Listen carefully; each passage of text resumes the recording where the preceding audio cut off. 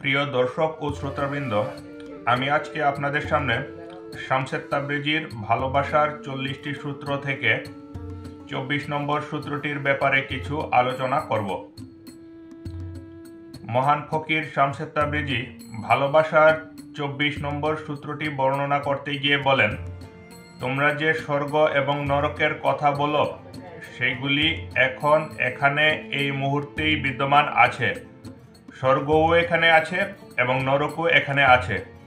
তোমরা যখন ভালোবাসবে, তোমরা যখন কারোর প্রতি মমত্ববোধ জাগবে এবং কারোর প্রতি তোমাদের প্রেম জাগবে, তখন মনে করবে তোমরা স্বর্গে আছো। আর যখন তোমরা কাউকে ঘৃণা করবে, যুদ্ধে লিপ্ত হবে এবং মানুষের ক্ষতি সাধন করতে চাইবে, তোমার মনে কারোর প্রতি ঘৃণা জেগে উঠবে, তখন মনে করবে তুমি নরকে আছো। তো মহান সাধক শামসের তাবরেজি এই সূত্রটির মাধ্যমে একটি অত্যন্ত গুরুত্বপূর্ণ জিনিস আলোচনা করেছেন। আমাদের সমাজে প্রচলিত যে ধর্মগুলি আছে সেগুলির মধ্যে রূপকভাবে স্বর্গ এবং নরকের বিভিন্ন বর্ণনা আছে, কিন্তু অজ্ঞান, ধ্যানহীন, বাসনাগ্রস্ত, লোভী মানুষেরা সেই রূপক বর্ণনাগুলিকেই স্বর্গ এবং নরকের বাস্তব প্রতিচ্ছবি বলে প্রচার করে বেড়ায় এবং তারা এটাকেই বাস্তবে স্বর্গ এবং নরক বলে ধরে রেখেছে। তো আমার কাছে আমি এই জিনিসটি বোঝানোর জন্য একটি ঘটনা উল্লেখ করছি। আমার সামনে একদিন একটি ছেলে হেঁটে যাচ্ছিল।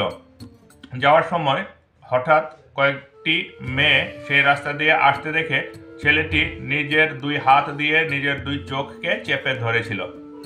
তো তখন সেই লোকটিকে আমি বললাম যে আপনি এরকম করছেন কেন? আপনার দুই চোখ হাত দিয়ে আপনি কেন চেপে ধরছেন? তো তখন লোকটি বলল যে আমি স্ত্রী লোকের দিকে তাকাই না এবং স্ত্রী লোকের দিকে তাকালে আমার ধর্ম নষ্ট হবে। তো তখন আমি বললাম যে স্ত্রী লোকের দিকে তাকালে ধর্ম নষ্ট হবে, তাহলে তুমি তোমার বাড়ির স্ত্রী লোকদের দিকেও তাকাও না, বা তুমি কি কোথাও তোমার আত্মীয় স্বজন বা অন্য কোনো স্ত্রী লোকের দিকে তাকাও না? তখন সেই লোকটি বলল যে আমি আমার ভাইয়ের স্ত্রীর দিকেও তাকাইনি। আমার ভাইয়ের বিয়ে হয়েছে 8 বছর, আমার ভাবি আমাদের বাড়িতে থাকে, কিন্তু আমি কোনোদিন আমার ভাইয়ের স্ত্রীর দিকেও তাকাইনি। তো তখন আমি ওকে বললাম যে তুমি তোমার ভাইয়ের স্ত্রীর দিকে তাকাওনি, তাহলে তুমি অবশ্যই তোমার ভাইয়ের স্ত্রীকে স্বপ্নে দেখবে এবং তোমার কল্পনায় সে আসবে। তুমি রাতে ঘুমের মধ্যে তাকে স্বপ্নে দেখবে। তো সে বলল যে না, আমি কেন স্বপ্নে দেখবো, আমি তাকে নিয়ে কেন কল্পনা করব। তো এই কথা বলার পর সে আমার কাছ থেকে চলে গেল। চলে যাওয়ার 1-2 মাস পর সে আবার আমার কাছে আসলো, এসে বলল যে আমি তোমাকে একটা কথা বলতে চাই, এটা অত্যন্ত গোপনীয়, তুমি এটা কাউকে বলবে না। আমি বললাম যে ঠিক আছে, তুমি বলো। তো সে বলল যে আমি তো আসলেই আমার ভাইয়ের স্ত্রীকে স্বপ্নে দেখি এবং আমার ভাইয়ের স্ত্রীর কথা বিভিন্ন সময় আমার চিন্তা হয়। আমি চোখ চেপে রাখি। আমি সেদিন যেরকম চোখ চেপে রেখেছিলাম মেয়ে লোকদেরকে দেখে, ওইরকম আমার বাড়িতেও আমার ভাইয়ের স্ত্রী যখন কাজ করে বা আমার সামনে দিয়ে হাঁটাচলা করে তখন আমি আমার চোখ চেপে রাখি। তো তখন আমি বললাম যে তোমাকে এই চোখ চেপে রাখাটা কে শিখিয়েছে? তো তখন সে বলল যে আমি এক জায়গায় গিয়েছিলাম, একজন ধর্মশিক্ষক আমাকে এটা শিখিয়েছে এবং সে নিজেও সেই লোকটি 60-70 বছর হবে। সেই লোকটি নিজেও কোনো স্ত্রী লোক দেখলে তার চোখ চেপে রাখে এবং আমাদেরকেও বলেছে যে তোমরা কোনো স্ত্রী লোক দেখলে তোমাদের চোখকে হাত দিয়ে চেপে রাখবে, স্ত্রী লোকের দিকে তাকাবে না, এবং স্ত্রী লোকের দিকে না তাকালে তোমরা বেহেশতে যেতে পারবে এবং বেহেশতে গিয়ে তোমরা 70টি স্ত্রী পাবে, 70টি স্ত্রীর সাথে তোমরা মেলামেশা করতে পারবে। এখন এই স্ত্রী লোকদের থেকে তোমরা দূরে থাকবে, তাহলে তোমরা 70টি স্ত্রী পাবে। তো এই কথা শুনে তো আমার হাসি এসে পড়ল। আমি বললাম যে এভাবে মানুষের এই পৃথিবীতে চলাফেরার পথ বন্ধ করে এবং এই পৃথিবীর স্বাভাবিক চলাফেরা বন্ধ করে মানুষের চোখ চেপে রেখে পরে গিয়ে আবার 70টি স্ত্রী দরকার হবে, তাহলে এটা কিরকম ধর্ম? যদি স্ত্রীর দরকার হয়, যদি স্ত্রী লোকের দরকার হয়, তাহলে তো এখন দরকার। আবার এখন স্ত্রী লোকের কাছে না গিয়ে পরে স্ত্রী লোকের কাছে যেতে হবে, এটা কেমন আদর্শ? আগে তো সিদ্ধান্ত নিতে হবে যে স্ত্রী লোক আমার দরকার কিনা, স্ত্রী লোকের কাছে আমি যেতে চাই কিনা। যদি আমার স্ত্রী লোক দরকার হয় তাহলে আমি এখনই যাব, আর যদি আমার স্ত্রী লোক দরকার না হয় তাহলে আমি এখনো যাব না এবং পরেও যাব না। এখন দরকার হবে কিন্তু এখন যাওয়া যাবে না, পরে যেতে হবে, এটা কিরকম কথা? এখন যদি আমার হাত কেটে যায়, হাত দিয়ে যদি রক্ত আসতে থাকে, তাহলে কি আমি এখন আমার হাতের রক্ত বন্ধ করব না? আমি কি পরে রক্ত বন্ধ করলে হবে? তো আমি সেই লোকটিকে বললাম যে তোমাকে যে ধর্ম শিক্ষক এই শিক্ষা দিয়েছে সে নিজে এখনো ধর্মের ধও জানতে পারেনি। সে নিজেই বাসনাগ্রস্ত, সে অজ্ঞান, সে ধ্যানহীন, সে জ্ঞানহীন, সেই জন্য তোমাকে এই পথে পরিচালিত করেছে। তুমি এই ধরনের ধার্মিক লোকদের কথা শুনবে না। তোমার ধর্মের উদ্দেশ্য যদি হয় 70টি স্ত্রী লোকের কাছে যাওয়া এবং স্ত্রী লোকের সাথে মিলেমিশা করাকে কেন্দ্র করেই যদি তোমার ধর্ম পরিচালিত হয়, তোমার শেষ উদ্দেশ্য যদি এটা হয়, তাহলে তোমার ধর্ম বলতে তো আর কিছু থাকে না। তোমার এটা তো একটি বাসনারই বিকাশ মাত্র, তোমার লোভের একটি প্রকাশ এটি। এবং তোমার সেই ধর্মের শিক্ষক অনেক বড় লোভী এবং তোমাদেরকেও সে অনেক বড় লোভী বানিয়ে দিয়েছে এবং তোমাদেরকে সে লোভের পথে চালিত করেছে। আর লোভকে চরিতার্থ করার জন্য সে স্বর্গ নরকের কিছু ধারণা বের করে নিয়েছে। তোমাদের লোভ, হিংসা, অহংকার এই জিনিসগুলির সাথে কিছু ধারণাকে সে যোগ করে দিয়েছে এবং সেই ধারণাগুলি যদি তুমি পোষণ করো, তার অহংকার পরিপুষ্ট হবে একদিক দিয়ে, আর আরেক দিক দিয়ে তোমার ভেতরে একটি ভয় জাগবে, আবার তুমি একটি লোভকে আঁকড়ে ধরে বসে থাকবে। তো এই তোমাদের স্বর্গের যে পুরো ধারণা, এটা তোমাদের বাসনার একটি বিকাশ ছাড়া আর কিছুই না। এবং তোমরা তো স্বর্গের যে ধারণা বানিয়েছো, এটি পৃথিবীর বাসনার চেয়ে আরো অনেক বড় বাসনা। কারণ পৃথিবীর মধ্যে তোমরা একটি স্ত্রীলোক পেলেই সন্তুষ্ট হবে এবং একটি স্ত্রীলোক দিয়েই তোমাদের হবে, কিন্তু স্বর্গে তোমাদের 70টি স্ত্রীলোক লাগবে। আবার পৃথিবীতে তোমাদের 1 গ্লাস মদ পান করলেই হবে বা 1 বোতল মদ পান করলেই হবে, কিন্তু স্বর্গে গিয়ে তোমাদের মদের ঝর্ণায় সাঁতার কাটতে হবে এবং মদের ঝর্ণায় তোমাদেরকে ডুবে থাকতে হবে। তো এরকম ধারণা যারা বানিয়েছে, যারা ধর্মের সাথে এসব জিনিসের সংযোগ ঘটিয়েছে, তারা কি কোনো ধার্মিক মানুষ? তারা তো তাদের বাসনার চিত্রগুলিকেই স্বর্গ এবং নরক, নরক মানে হলো ভয়, স্বর্গ মানে লোভ, তো লোভ আর ভয়কেই তো তারা বড় করে রেখেছে। তো এভাবে ধর্ম চলবে না। আমি সেই লোকটিকে বললাম যে তোমার ভেতরে স্ত্রীলোকের প্রতি একটি চাহিদা সৃষ্টি হয়েছে এবং তোমার ভাবির প্রতিও তোমার ভেতরে একটি চাহিদা সৃষ্টি হয়েছে। তুমি জোর করে সেই চাহিদাকে হাত দিয়ে চোখ চেপে ধরে রেখে দূর করতে পারবে না। চোখ তো তোমার বাইরে আছে আর চাহিদাটা তোমার ভেতরে আছে। এখন তুমি কি করবে? তোমার স্ত্রীলোকের চাহিদা থেকে মুক্ত হতে হলে তোমার ধ্যান সাধনা করতে হবে। একজন কামিল ফকিরের কাছে গিয়ে তুমি তোমার সমস্যার কথা বলতে হবে, তোমার আত্মার রোগের কথা বলতে হবে। বললে একজন কামিল ফকির তোমাকে তোমার অবস্থা পর্যবেক্ষণ করার পর একটি দিক নির্দেশনা দিবেন এবং তার দিক নির্দেশনা মতো যখন তুমি চলবে, তখন তুমি এই দুর্দশা থেকে মুক্ত হবে।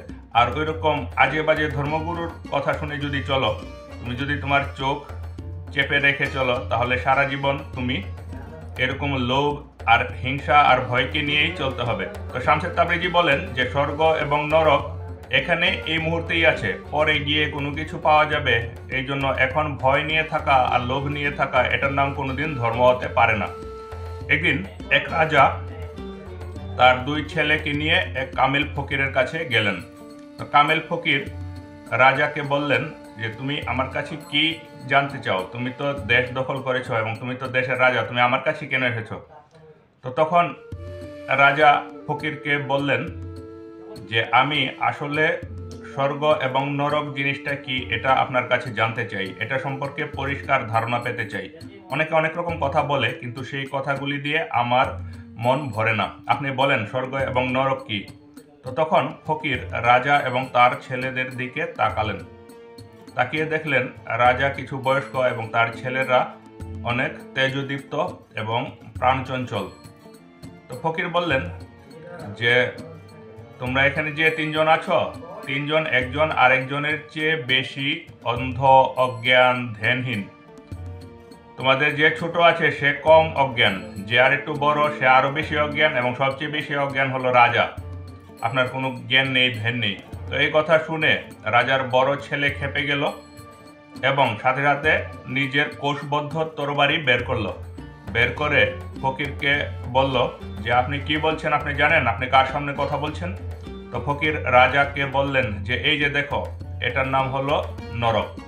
এটা দেখানোর জন্যই আমি কথাটি বলেছি, নরক, এটাই নরক। তখন রাজা তার ছেলেকে বলল যে তুমি থামো, আমি এখানে কথা বলছি, তুমি তলোয়ার বের করেছো কাকে জিজ্ঞাসা করে, তুমি তলোয়ার তোমার তলোয়ারের জায়গায় রাখো। তো তখন রাজার ছেলে তার তলোয়ারটি তার তলোয়ারের জায়গায় রেখে দিল। তো তখন ফকির বললেন যে এই যে দেখো, এটা হলো স্বর্গ, এখন স্বর্গ এসে পড়েছে। তো রাজা ফকিরকে বললেন যে আমি তো বুঝতে পেরেছি আপনি কি বলতে চেয়েছেন, আমি বুঝতে পেরেছি, এবং এতদিনে আমি স্বর্গ এবং নরকের ধারণাটি পেয়েছি। তো এভাবে রাজার মধ্যে সেখানে ফকিরের সঙ্গ লাভ করে একটি পরিবর্তন হয়ে গেছে। তার লোভ, হিংসা, অহংকার সবকিছুকে সে এক পাশে রেখে দিয়ে শুধু বাস্তবতাটাকে দেখেছে, এবং বাস্তবতাটাকে দেখার সাথে সাথে তার কাছে স্বর্গ এবং নরকের ধারণা পরিষ্কার হয়ে গেছে। তো তোমরা তোমাদের ধর্মশাস্ত্রবিদেরা যুগ যুগ ধরে স্বর্গ এবং নরকের যে ধারণা তোমাদেরকে শিখিয়েছে, সেগুলি আসলে তাদের হিংসা, লোভ এবং অন্যান্য অহংকারের বিকাশ। এবং তোমরা যদি এই ধারণাগুলির শিকড় অনুসন্ধান করতে যাও, তাহলে দেখবে কোনো কামিল ফকির ধ্যান উপলব্ধির মাধ্যমে এই ধারণাগুলি পায়নি। এগুলি লোক মুখে প্রচলিত হতে হতে এসেছে, এবং এই ধারণাগুলি প্রথম কোত্থেকে এসেছে এটা কেউ জানে না। অনেকে বলবে যে আমাদের ধর্মগ্রন্থে আকাশ থেকে এগুলি এসেছে, কিন্তু আকাশ থেকে আসলেও সর্বপ্রথম কার কাছে এসেছে এমন কি কোনো ধারণা আছে? তোমরা বরং দিন দিনে স্বর্গ এবং নরকের নতুন নতুন ধারণা বানিয়েছ। তোমরা বাসনার পিছনে দৌড়াতে দৌড়াতে তোমাদের লোভ এবং হিংসা চরিতার্থ করার জন্য, তোমাদের দখলদারি এবং ধন, পদ, প্রতিষ্ঠা লাভের জন্য দৌড়াতে দৌড়াতে যখন তোমরা ক্লান্ত হয়ে যাও, তোমরা যখন পাও না, তখন তোমরা মনে মনে ধারণা করে নাও যে না, এখন আমি কিছু পাইনি, পরে মৃত্যুর পরে এগুলি আমি পাবো। এটা বলে তোমরা নিজেকে নিজে সান্ত্বনা দাও। আর এটা সান্ত্বনা দিয়ে যারা এখন এগুলি পেয়েছে, তোমরা যে জিনিসের পিছনে এতদিন দৌড়িয়েছ, তোমরা যে পদের পেছনে দৌড়েছ, তোমরা যে লোভের পেছনে, যে ধন সম্পত্তির পেছনে এতদিন দৌড়াদৌড়ি করেছ, সেই জিনিসগুলি যারা পেয়েছে তাদেরকে তোমরা নানাভাবে নিন্দা করো এবং তাদেরকে তোমরা শাস্তি দিতে চাও, এবং তাদেরকে তোমরা যে যে শাস্তিগুলি দিতে চাও সেই শাস্তিগুলিকে তোমরা নরক বলে আখ্যায়িত করেছ, এবং নরকে গিয়ে তারা সেই শাস্তিগুলি পাবে। একটি অনেক মজার ব্যাপার হলো, যারা ধন, পদ, প্রতিষ্ঠা নিয়ে অনেক উচ্চ আসনে বসে আছে, তারা কোনো সময় বলে না যে স্বর্গ শ্রেষ্ঠ এই পৃথিবীর চেয়ে। কিন্তু তারা আবার কিছু বক ধার্মিক এবং লোভী ধার্মিক, অজ্ঞান ধার্মিক মানুষকে পুষে। সেই ধনী ধনী ব্যক্তিরা কিছু ধার্মিক লোককে পুষে এবং ধার্মিক লোকদেরকে বলে যে তোমরা এই সাধারণ মানুষদেরকে পরে কিছু পাবে বলে তাদের চোখে পট্টি বেঁধে রাখো, তারা যেন আর কিছু জানতে না পারে। আর আমরা এখন যা যা দরকার সব কিছু নিয়ে নিই। আমরা এখন দুনিয়াতে মানে সেই রাজা বাদশাহ এবং ধনী লোকেরা এটাই বলতে চাই যে তোমরা যা পাবে তা পরে পাবে, আর আমরা যা পাবো তা এখন পাবো। এখন যা কিছু আছে সব আমাদেরকে দিয়ে দাও, আর পরের যা কিছু আছে সেগুলি তোমাদের জন্য রেখে দাও। আর তার এই ধনী ব্যক্তিদের এই কথা সমাজে প্রচার করার জন্য কিছু লেবাসধারী ধর্ম ব্যবসায়ী এবং ধ্যানহীন, আত্মজ্ঞানহীন, শাস্ত্র মুখস্থকারী ব্যক্তিদেরকে তারা টাকা দিয়ে পুষে। এভাবেই যুগ যুগ ধরে চলছে। যুগ যুগ ধরে সেই লেবাসধারী ধর্ম ব্যবসায়ীরা তোমাদেরকে স্বর্গ এবং নরকের ভুল ব্যাখ্যা দিয়ে যাচ্ছে, এবং শাস্ত্রের যে রূপক স্বর্গ এবং নরকের কথা আছে, সেই রূপক কথাকেই তারা বাস্তব বলে নানাভাবে তোমাদের সামনে প্রকাশ করে বেড়াচ্ছে। কিন্তু আসল ব্যাপারটি হলো, স্বর্গ এবং নরক এখানেই। তোমার হৃদয়ে যখন প্রেমের সঞ্চার হবে, তোমার হৃদয়ে যখন প্রেম জাগবে, তোমার হৃদয়ে যখন কারোর জন্য ভালোবাসা জাগবে, তখন এটিই হবে তোমার জন্য স্বর্গ। এবং যখন তোমার হৃদয়ে হিংসা জাগবে, ঘৃণা জাগবে, কাউকে তুমি আঘাত করতে চাইবে, তখন এটি হবে তোমার জন্য নরক। শামসের তাবরিজি ভালোবাসার এই সূত্রটির মধ্যে এই জিনিসটি আলোচনা করেছেন। তো এরকম আরও ভিডিও পাওয়ার জন্য আমাদের সঙ্গে থাকবেন। এতক্ষণ আপনারা ভিডিওটি দেখেছেন, এজন্য আপনাদেরকে অসংখ্য ধন্যবাদ।